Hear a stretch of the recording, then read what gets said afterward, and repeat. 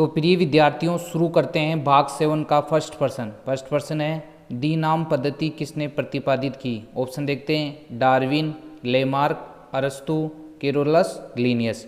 तो प्यारे बच्चों, आपको सबको पता है कि डी नाम पद्धति केरोलस लीनियस ने दी, तो इसका करेक्ट आंसर है केरोलस लीनियस।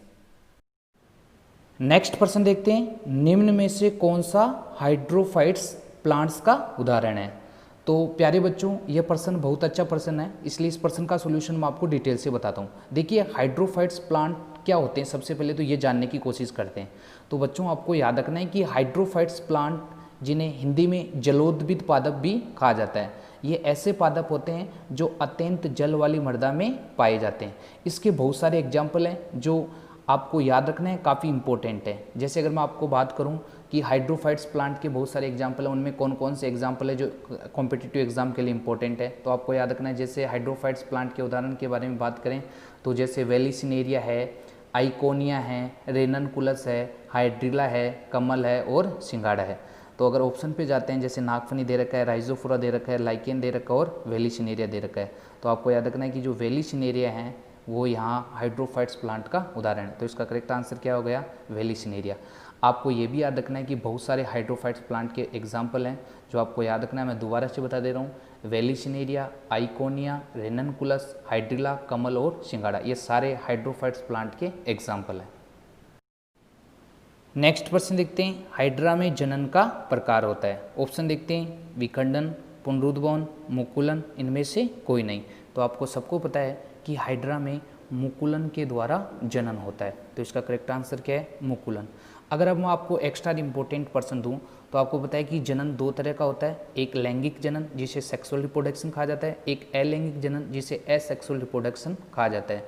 जो अलैंगिक जनन है उसकी बहुत सारी विधियाँ होती है, जैसे विखंडन या द्विखंडन, पुनरुद्भवन, मुकुलन, ये सारे आपको पता है अलैंगिक जनन की विधियाँ हैं या अलैंगिक जनन के प्रोसेस हैं।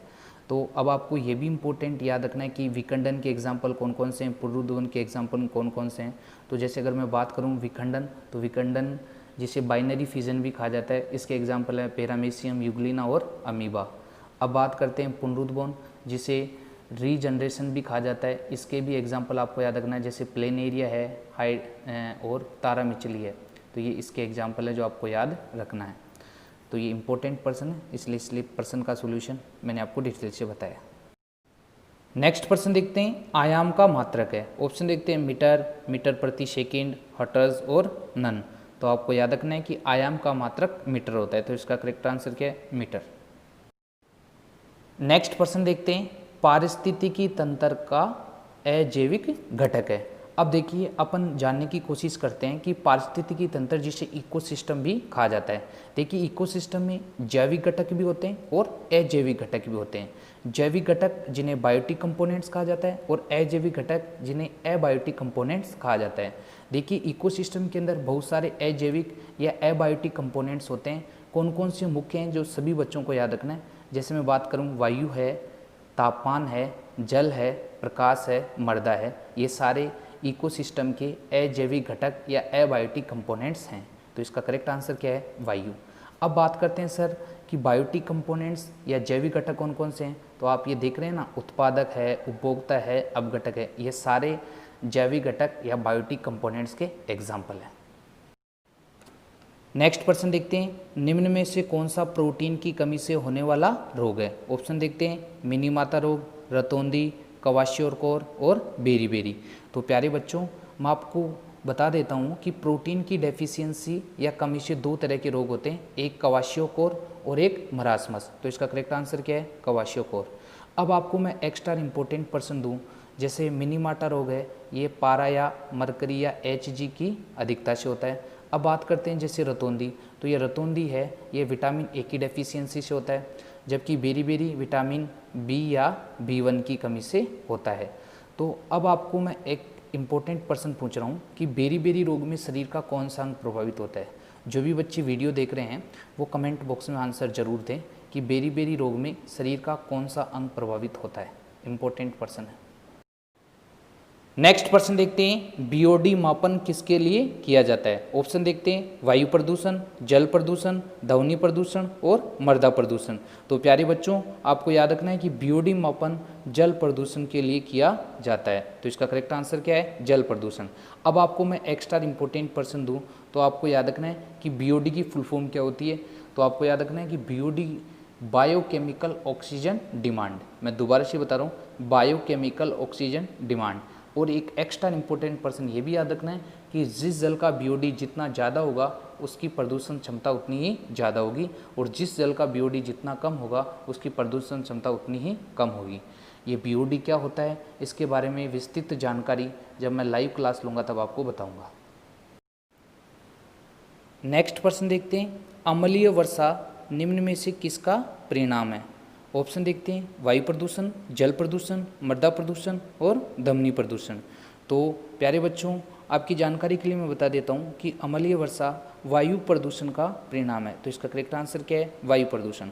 अब आपको मैं एक्स्ट्रा इंपॉर्टेंट प्रश्न दे रहा हूँ जो सभी बच्चों को याद रखना है। आपको ये याद रखना है कि अगर वर्षा के जल का पीएच मान 5.6 से कम हो जाता है उसे एसिड रेन या अम्लीय वर्षा के नाम से जाना जाता है। तो ये एग्जाम में पूछा जा सकता है कि बताइए एसिड रेन या अम्लीय वर्षा का पीएच मान क्या होना चाहिए। तो आपका आंसर होना चाहिए 5.6। अब आपको एक एक्स्ट्रा इंपॉर्टेंट प्रश्न मैं पूछ रहा हूँ जो सभी बच्चों को आंसर देना है कि किन वायु प्रदूषकों के कारण एसिड रेन या अम्लीय वर्षा होती है। जो बच्चे वीडियो देख रहे हैं वो ज़रूर कमेंट बॉक्स में आंसर दें कि किन वायु प्रदूषकों के कारण एसिड रेन या अम्लीय वर्षा होती है। नेक्स्ट प्रश्न देखते हैं, प्लास्टिक सर्जरी के जनक किसे कहा जाता है। ऑप्शन देखते हैं, चरक, सुश्रुत, अरस्तु और पतंजलि। तो आपको बता देता हूँ जानकारी के लिए कि प्लास्टिक सर्जरी का जनक सुश्रुत को कहा जाता है। तो इसका करेक्ट आंसर क्या है, सुश्रुत। सुश्रुत को प्लास्टिक सर्जरी का जनक कहा जाता है। नेक्स्ट प्रश्न देखते हैं, ओजोन में ऑक्सीजन की परमाणुकता कितनी है। ऑप्शन देखते हैं, 1, 3, 2 और 4। तो प्यारे बच्चों, इस प्रश्न का सॉल्यूशन मैं आपको डिटेल से बताता हूँ। सबसे पहले तो ये जानने का प्रयास करते हैं कि परमाणुकता या जिसे इंग्लिश में एटोमिसिटी कहा जाता है, इसका मतलब क्या होता है। तो देखिए, परमाणुकता या एटोमिसिटी क्या होती है, तो मैं आपको परिभाषा बता रहा हूँ, सभी बच्चे लिख लेना भाई कॉपी में, कि किसी अणु में उपस्थित तत्व के परमाणुओं की संख्या को उस तत्व की परमाणुकता या एटोमिसिटी कहते हैं। मैं दोबारा से बता रहा हूँ, किसी अणु में उपस्थित तत्वों के परमाणुओं की संख्या को उस तत्व की परमाणुकता या एटोमिसिटी कहते हैं। अब आपको पता है कि ओजोन का जो सूत्र होता है वो क्या है, O3। तो इसकी परमाणुकता कितनी होगी, 3। तो इसका करेक्ट आंसर क्या है, 3। नेक्स्ट प्रश्न देखते हैं, कार्पस ल्यूटियम से निकलने वाला हार्मोन का नाम है। ऑप्शन देखते हैं, एंड्रोजन, प्रोजेस्टेरोन, एस्ट्रोजन और टेस्टोस्टेरोन। तो आपकी जानकारी के लिए बता देता हूँ कि कार्पस ल्यूटियम से निकलने वाला हार्मोन है प्रोजेस्टेरोन। तो इसका करेक्ट आंसर है प्रोजेस्टेरोन। नेक्स्ट प्रश्न देखते हैं, गोल्डन राइस में निम्नलिखित में से किसकी पूर्ति हेतु जीन स्थानांतरित किया गया। Vitamin A, vitamin C, vitamin D और विटामिन बी। तो प्यारे बच्चों, आपको याद रखना है कि गोल्डन राइस में विटामिन ए की पूर्ति हेतु जीन स्थानांतरित किया गया। तो आपको एग्जाम में पूछा जा सकता है कि बताइए गोल्डन राइस या सुनहरा दान जिसे कहा जाता है उसमें कौन से विटामिन की प्रचुर मात्रा होती है। तो विटामिन ए की। तो इसका करेक्ट आंसर है विटामिन ए। जैव प्रौद्योगिकी या बायोटेक्नोलॉजी शब्द का सर्वप्रथम प्रयोग किसके द्वारा किया गया। ऑप्शन देखते हैं, Alexander Fleming, Karl Ereky, Haber और यान।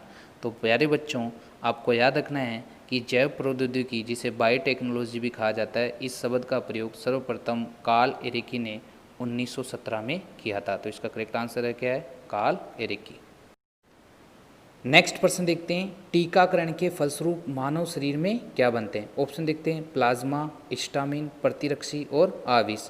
तो प्यारे बच्चों, आपकी जानकारी के लिए मैं बता देता हूँ कि टीकाकरण या वैक्सीनेशन के फलस्वरूप ह्यूमन बॉडी के अंदर एंटीबॉडी या प्रतिरक्षी पदार्थ बनते हैं। तो इसका करेक्ट आंसर है प्रतिरक्षी। नेक्स्ट प्रश्न देखते हैं, पशुओं का एंथ्रेक्स रोग होता है विषाणु जनित, जीवाणु जनित, प्रोटोजोआ जनित और कर्मी जनित। तो प्यारे बच्चों, आपको याद रखना है कि पशुओं में होने वाला एंथ्रेक्स रोग का कारण क्या है? जीवाणु या जीवाणु के कारण होता है। तो इसका करेक्ट आंसर है जीवाणु जनित। नेक्स्ट प्रश्न देखते हैं, नॉर्मल NaOH का pH होता है। ऑप्शन देखते हैं 1, 0, 14 और 7। तो प्यारे बच्चों, आपको याद रखना है कि नॉर्मल NaOH का pH होता है 14। तो इसका करेक्ट आंसर क्या है? 14। अब आपको मैं एक्स्ट्रा इंपॉर्टेंट प्रश्न दे रहा हूँ। क्या? देखिए, आपको याद रखना है कि जो NaOH होता है, जिसे सोडियम हाइड्रोक्साइड भी कहा जाता है, ये क्या होता है? अम्ल होता है या क्षार? तो आपकी जानकारी के लिए बता देता हूँ, NaOH एक क्या होता है? क्षार, जिसे हम इंग्लिश में क्या बोलते हैं? बेस। अब आपने सुना होगा कि बेस या क्षार दो तरह के होते हैं, जैसे कि एक होता है दुर्बल क्षार, जिसे वीक बेस बोलते हैं। एक होता है प्रबल क्षार, जिसे क्या बोलते हैं? स्ट्रॉन्ग बेस बोलते हैं। तो आपकी जानकारी के लिए बता देता हूँ, जो NaOH होता है, ये एक प्रबल क्षार या स्ट्रॉन्ग बेस का एग्जाम्पल है। तो ये भी आपको याद रखना है। नेक्स्ट प्रश्न देखते हैं, पीतल एक मिश्र धातु या एलॉय है, तो ये किसका मिश्रण होती है? ऑप्शन देखते हैं, तांबा प्लस टिन, तांबा plus zinc, zinc plus tin, तांबा प्लस एल्यूमिनियम। तो प्यारे बच्चों, आपको याद रखना है कि पीतल तांबा प्लस जिंक का क्या होती है? मिश्रण। तांबा प्लस जिंक का मिश्रण होती है। बोले तो कॉपर प्लस Zn, ये इसका मिश्रण होती है। तो इसका करेक्ट आंसर क्या हो गया? कॉपर प्लस जिंक, तांबा प्लस जिंक। तो इसका करेक्ट आंसर है तांबा और जिंक। जबकि अगर आपको मैं एक्स्ट्रा इंपॉर्टेंट प्रश्न दूं, जो तांबा प्लस टिन, ये किस मिश्र धातु का मिश्रण होती है? तो आपको याद रखना है, ये बेल मेटल या घंटा धातु का मिश्रण होती है। नेक्स्ट प्रश्न देखते हैं, डायोप्टर मात्रक है। ऑप्शन देखते हैं, फोकस दूरी का, आवर्धन का, लेंस की शक्ति का और विभेदन क्षमता का। तो प्यारे बच्चों, आपको याद रखना है कि डायोप्टर लेंस की शक्ति या पावर ऑफ लेंस का मात्रक होता है। तो इसका करेक्ट आंसर है लेंस की शक्ति का। नेक्स्ट प्रश्न देखते हैं, जब किसी चालक तार से धारा प्रवाहित की जाती है तो उसके चारों ओर उत्पन्न होता है। ऑप्शन देखते हैं, विद्युत क्षेत्र, चुंबकीय क्षेत्र, गुरुत्वीय क्षेत्र, कोई क्षेत्र उत्पन्न नहीं होता। तो प्यारे बच्चों, आपको याद रखना है कि जब किसी चालक तार से धारा प्रवाहित की जाती है तो उसके चारों ओर चुंबकीय क्षेत्र उत्पन्न होता है। तो इसका करेक्ट आंसर क्या है? चुंबकीय क्षेत्र। नेक्स्ट प्रश्न देखते हैं, धान की खेती से कौन सी गैस निकलती है? ऑप्शन देखते हैं, एथेन, नाइट्रोजन, मीथेन और ऑक्सीजन। तो प्यारे बच्चों, आपको याद रखना है कि धान की खेती से निकलने वाली गैस मीथेन होती है। अब आपको मैं एक्स्ट्रा इंपॉर्टेंट प्रश्न दूं, तो आपको याद रखना है कि मीथेन का जो सूत्र होता है वो क्या होता है? CH4। अब आपको मैं एक और एक्स्ट्रा इंपॉर्टेंट प्रश्न दे रहा हूँ। देखिए, इस CH4 या मीथेन के बहुत सारे नाम होते हैं। देखिए, इसे मार्स गैस भी बोलते हैं, इसे दलदल गैस भी बोलते हैं, इसे ग्रीन हाउस गैस भी बोलते हैं। तो ये तीनों नाम आपको याद रखना है कि मार्स गैस, दलदल गैस या ग्रीन हाउस गैस किसके नाम है? मीथेन या CH4 के। नेक्स्ट प्रश्न देखते हैं, हाइड्रोजन परमाणु में न्यूट्रॉन की संख्या होती है। ऑप्शन देखते हैं, 3, 1, 2 और 0। तो प्यारे बच्चों, इस प्रश्न का सोल्यूशन मैं आपको डिटेल से बताता हूँ। देखिए, सबसे पहले अपन हाइड्रोजन परमाणु का प्रतीक लिखते हैं। तो देखिए, हाइड्रोजन परमाणु का जो प्रतीक होता है, जो सिंबल होता है, वो होता है 1H1। अब देखिए, मैं आपको दोबारा बता रहा हूँ, हाइड्रोजन परमाणु का जो सिंबल होता है वो H1H होता है। आप जो नीचे देख रहे हो, ये नीचे एटॉमिक नंबर होते हैं और ऊपर क्या होता है? Atomic mass number. अगर आप किसी भी एटम या परमाणु में न्यूट्रॉन की संख्या का पता लगाना है आपको, तो आप एटॉमिक मास में से एटॉमिक नंबर घटा दो। तो किसी भी एटम में अगर आपको न्यूट्रॉन की संख्या का पता लगाना है, तो आप उसकी जो एटॉमिक मास नंबर है, उसकी जो परमाणु द्रव्यमान संख्या है, उसमें से परमाणु क्रमांक या एटॉमिक नंबर घटा दोगे तो किसकी संख्या आ जाएगी? न्यूट्रॉन की संख्या। तो आप देखिए, यहाँ जो हाइड्रोजन है उसका परमाणु क्रमांक 1 है और द्रव्यमान संख्या क्या है? 1 है। अगर द्रव्यमान संख्या में से मैं परमाणु क्रमांक घटा देता हूँ तो न्यूट्रॉन की संख्या आ जाती है।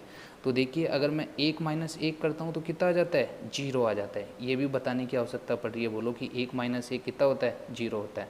तो देखिए, न्यूट्रॉन की संख्या यहाँ हाइड्रोजन परमाणु में कितनी आ जाएगी? 0 आ जाएगी। तो इसका करेक्ट आंसर क्या है? 0। ऐसे आप किसी भी एटम या परमाणु में न्यूट्रॉन की संख्या का पता लगा सकते हो। नेक्स्ट प्रश्न देखते हैं, निम्न में से किस रोग के वाहक मच्छर नहीं है? ऑप्शन देखते हैं, मलेरिया, टाइफाइड, डेंगू और फीलपाँव। तो इसका करेक्ट आंसर क्या है? टाइफाइड। अब मैं इस पर्सन को और डिटेल से आपको बताता हूँ। देखिए इसका करेक्ट आंसर टाइफाइड है, लेकिन क्यों है इसकी जानकारी मैं आपको देता हूँ। देखिए मलेरिया भी मच्छर के कारण फैलता है, डेंगू भी मच्छर के कारण फैलता है और फीलवांव भी मच्छर के कारण फैलता है। देखिए मलेरिया फैलता है मादा एनाफ्लीज मच्छर के काटने से, जबकि डेंगू मादा एडीज इजिप्टाई मच्छर के काटने से फैलता है, जबकि फीलवांव एडीज या क्यूलेक्स मच्छर के काटने से फैलता है। तो ये एक्स्ट्रा इंपॉर्टेंट पर्सन है जो आपको याद रखना है। नेक्स्ट पर्सन देखते हैं, किस वैज्ञानिक ने क्लोनिंग के द्वारा डोली भेड़ को जन्म दिया। ऑप्शन देखते हैं, doctor Ian Robot, doctor H Khurana, doctor Alan Berg, doctor Ian Wilmut. तो इसका करेक्ट आंसर है doctor Ian Wilmut. Next person देखते हैं, परमाणु बम के आविष्कारक कौन है। ऑप्शन देखते हैं, गैलीलियो, आइंस्टीन, ओपेनहाइमर और न्यूटन। तो आपको याद रखना है कि परमाणु बम के आविष्कारक ओपेनहाइमर है। तो इसका करेक्ट आंसर क्या है, ओपेनहाइमर। नेक्स्ट पर्सन और भाग 7 का लास्ट पर्सन है, निम्नलिखित में क्या समानता है, कार्बन, सिलिकॉन, बोरोन और आर्सेनिक। तो प्यारे बच्चों इस पर्सन का सोल्यूशन मैं आपको डिटेल से बताता हूँ। देखिए कुछ आपको एग्जाम्पल दिए हुए हैं, उनमें ये पूछना चाह रहा है कि इनमें क्या समानता है। कुछ एलिमेंट आपको दिए हुए हैं जैसे कार्बन, सिलिकॉन, बोरोन और आर्सेनिक। तो देखिए मैं आपकी जानकारी के लिए बता देता हूँ कि सिलिकॉन, बोरोन और आर्सेनिक ये तीनों कौन कौन से, सिलिकॉन, बोरोन और आर्सेनिक ये तीनों क्या हैं, उपधातु हैं। क्या हैं, उपधातु हैं। जबकि कार्बन क्या है, कार्बन क्या है, अधातु है। तो कार्बन क्या है, अधातु है। तो देखिए ऑप्शन पे चलते हैं, अब सभी गैसें गलत आंसर, सभी धातु हैं गलत आंसर, सभी गैर धातु हैं ये भी गलत आंसर। कोई समानता नहीं है, इनमें कोई समानता नहीं है, क्योंकि सिलिकॉन, बोरोन, आर्सेनिक तो ये क्या है, उपधातु हैं, जबकि कार्बन क्या है, अधातु है। इसलिए इसका करेक्ट आंसर है कोई समानता नहीं है। तो प्यारे बच्चों मैंने भाग 7 तक कंप्लीट हल करा दिए हैं, सभी पर्सन बड़े डिटेल से पर्सन हल कराए हैं। तो अगर आपको वीडियो अच्छा लगे तो वीडियो को शेयर भी करें और साथ साथ में नोट्स भी बनाएं। एक बार में वीडियो समझ में नहीं आता है तो वीडियो को बार बार